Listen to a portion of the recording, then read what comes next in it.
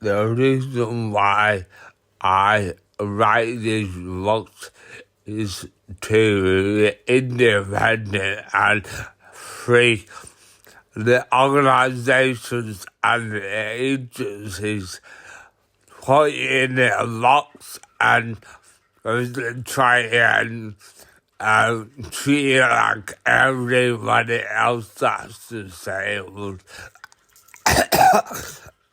I need to make clear that and I need to go away from that and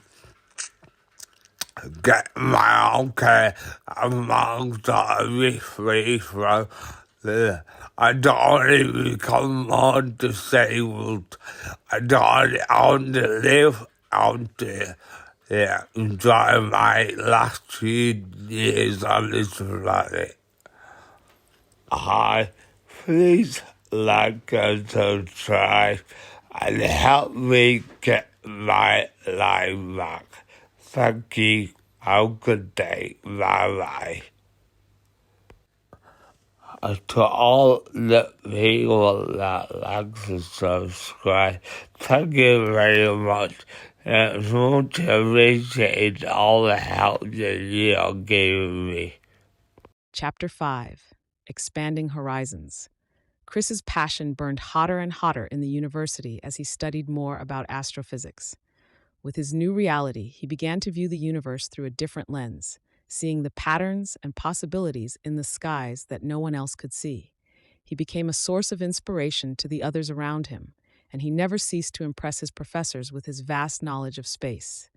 His blog had also grown considerably. He updated his blog with the stories and missions he embarked on as a student of astrophysics, and many people worldwide gave testimonials of how his story inspired them, especially people with disabilities like him. He sat in his dorm room before his laptop, scrolling through the comments. His room was a place where he could unwind and be himself. It was decorated to his taste and made wheelchair accessible so he could move around at will.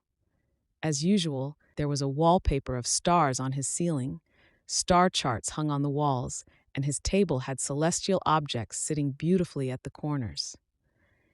He continued to scroll through the comments and couldn't stop his smile.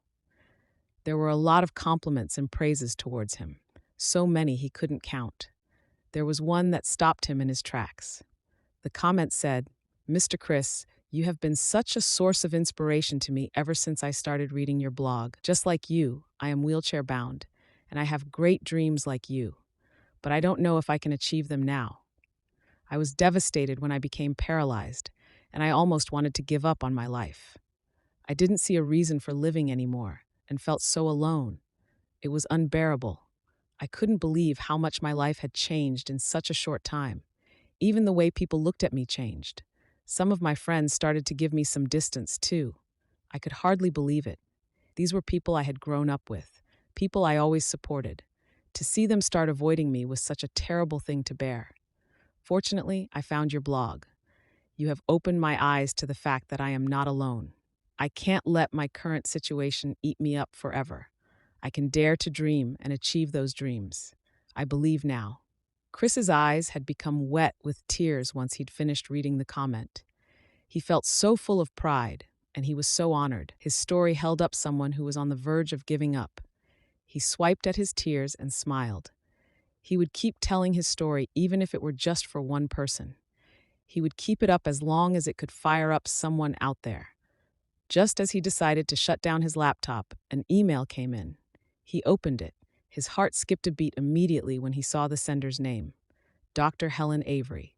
She was one of the most prestigious, renowned astrophysicists in the whole world. She was especially fond of the diversity of people and abilities in astrophysics, which she pursued relentlessly. This was the same woman sending him a message. Wow, he thought, it's an auspicious day for me. The email was short and straight to the point, but it was enough to make his heart swell. Dear Mr. Chris, I have seen and heard of your passion for the space world and everything it offers. Your blog has also been a source of joy to me, knowing that there are people like you out there. I would like to officially invite you to the National Conference on Space Exploration as a speaker. I do hope you accept this opportunity. Please respond as soon as you see this. Your colleague, Helen Avery. Chris had a massive grin on his lips. He could hardly believe it. Was this happening to him? This was a dream come true, and it had come sooner than he thought. He wasted no time. Immediately, he sent a response message accepting the offer. The days leading to the national conference were full of excitement and anxiety. He would speak in front of a congregation of renowned experts. It was nerve-wracking, but he convinced himself it was an opportunity to speak on diversity, including disabled people. The day came quickly. He was lodged in a hotel where everything was wheelchair accessible. It was so easy for him to move around, it shocked him to his bones. Surprisingly, he had worn his best suit for the occasion and was treated with so much honor. Soon, it was his turn to speak. As he wheeled into the conference room, a wave of fear came over him.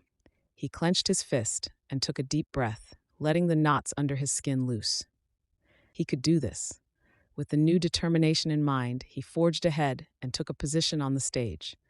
Taking a sweep of the people staring back at him, he sensed they were professionals.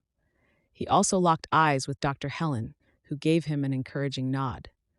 Pushing his fear away, he started his talk. He told the hall his story and how his passion for space had made him come this far. He spoke about his experience with his surgery and paralysis and how that made him want to abandon everything. But his passion and hope still burned, no matter how little it was. Despite his condition, he looked beyond it, not succumbing to limitations.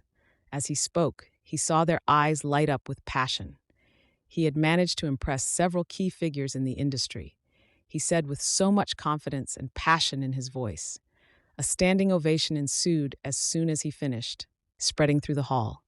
He had never seen a sight more honorable.